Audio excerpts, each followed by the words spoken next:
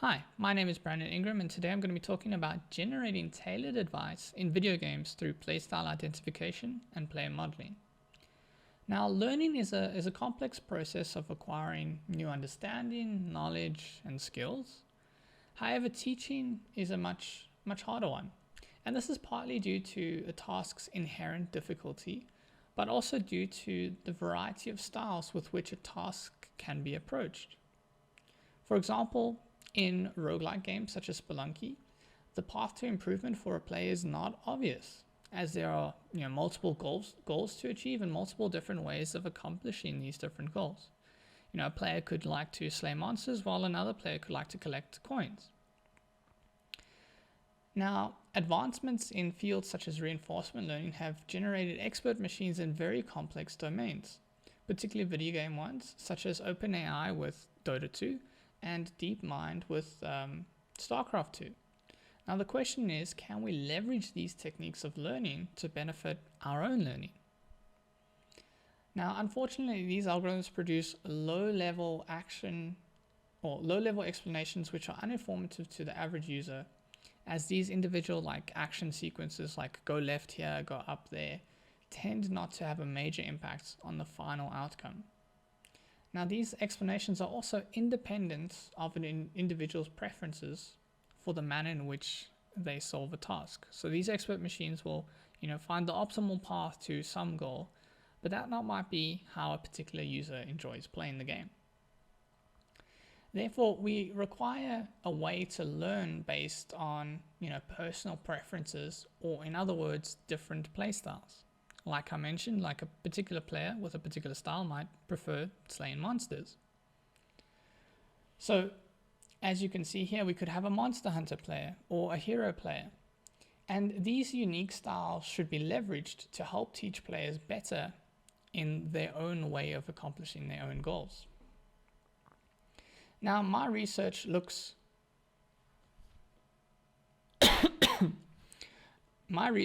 to leverage machine learning in order to identify user preferences towards a particular playstyle, and it is hoped through leveraging this that we can generate tailored advice for the benefit of that user. To accomplish this goal, I've developed a 4-component system, and each of these components, they interact with each other, but they're essentially trying to solve 4 different problems. And each of these problems I'm going to go through in a bit of detail now. The playstyle identification system looks to solve the problem of what are the different ways in which I can play a particular game. The game model looks at, well, if I know the different ways to play the game, what are the different optimal ways to play the game? The player modeler now focuses on the particular user in mind, and it asks the question of how does that user play? Can we figure out how that user plays? And the advisory system basically collates this information and turns it into something that is hopefully usable and useful and tailored towards a particular user.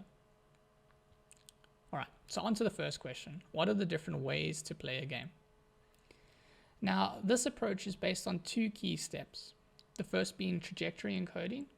And here I utilize an autoencoder network to project a trajectory into a low-dimensional latent representation. So kind of like compressing our data into a lower dimensional form.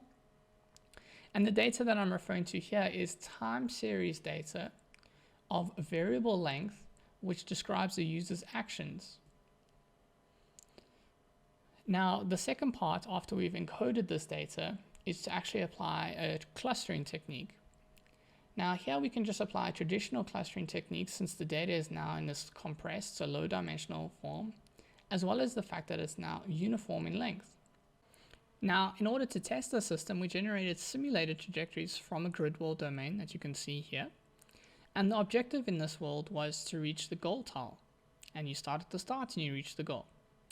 Now, there are these additional 2 tiles, B1 and B2, which represents the optional objectives that particular players may want to complete. So for example, our monster hunter players would maybe, go slay monsters at B2, and our hero would, go rescue people at B1 along their path to solving the optimal or the overall problem of getting to the goal. Now our trajectories that we generated were separated based upon whether or not they went to B1, or they went to B2, or they went to both B1 or 2, or none. And these formed our like ground truth sets. Although we have these ground truth labels, we did not utilize them in the learning process. And below here, you can see the results demonstrated that our generated clusters actually matched the ground truth underlying playstyles.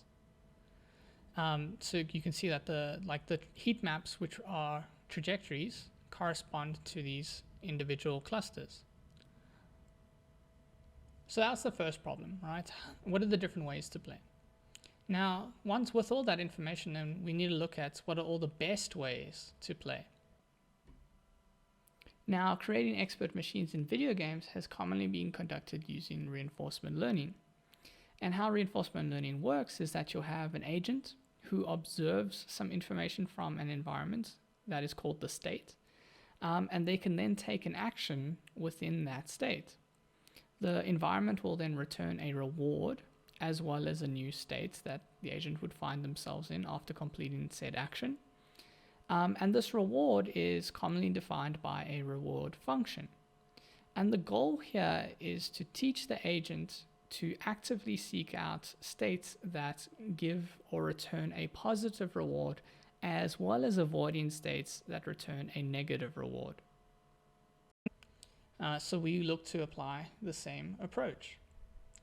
And this system looks to generate a set of optimal policies for each playstyle, and we approximate these optimal policies through iteratively updating our evaluation of states based on a reward function. So by simply applying the usual reinforcement learning paradigm, we look to learn optimal policies for each playstyle. And it's important to note that these reward functions are able to describe the dynamics of expert behavior. So what to do in which situation. Now, in order to train a set of playstyle-centric agents, I require a set of reward functions defined for each playstyle. Initially, I handcrafted these reward functions by rewarding states unique to a particular style, which is identified through the playstyle identification system. So for example, I could reward visiting that B1 tile or that B2 tile. But in the future, I would look to employ inverse reinforcement learning in order to learn these different reward functions.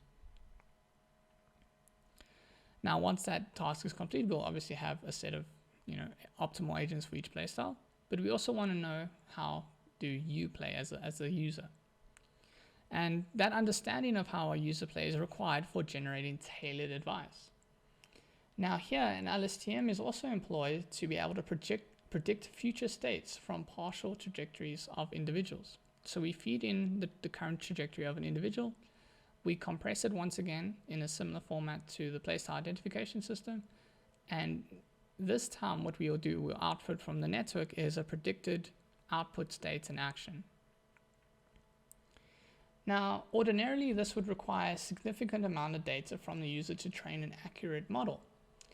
Therefore, advice would only be beneficial once enough data was collected. But this would not work for our situation. We can help alleviate this lag by bootstrapping this process, by leveraging our trained systems. By doing so, I can identify the user's playstyle from partial trajectories that we do have of the player, and then use the corresponding policy for that playstyle as the base model for that player. And we hope that this alleviates some of the lag. Okay, so now we've solved the first three problems. The most important one is obviously how can we help you as an individual? And this is the last piece of work, which will be the advisor system. And this will utilize information generated by the other three components and process it into a form that the user can use to improve their effectiveness. Now, the advice would then be to simply encourage the user to adjust their playstyle according to the following items. Firstly, the one would be the user's relative skill within their current playstyle. And this will be determined by calculating a measure of distance between the user's current trajectory and a trajectory generated by their corresponding expert. And then secondly, the states which differed the most from the corresponding expert trajectory. So some example advice that could emerge is, say we've identified you as a monster hunter. Well, we could then say, well, the expert, kills more monsters than you or fewer monsters than you.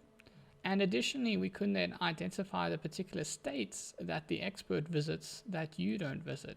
So maybe the expert actually travels to the snake, whereas you don't travel to the snake, and then we could encourage the user in a text-based format to move to that location. Now, once the advice has been generated, it will be sent to the user, like I said, in a form of a text notification.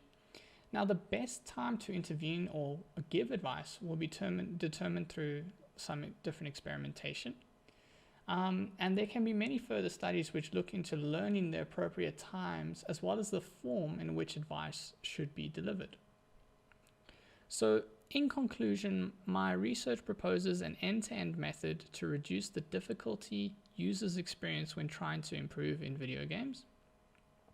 To this end, I look to develop a system that learns a model of the user by leveraging their identified style, with the ultimate goal of being able to utilize this information to create a higher level, tailored advice which can help the user improve their performance.